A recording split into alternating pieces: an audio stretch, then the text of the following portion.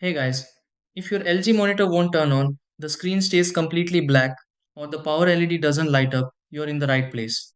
An LG monitor that won't power on is usually caused by a loose power connection, a faulty wall outlet, an incorrect input source, or a temporary power management issue.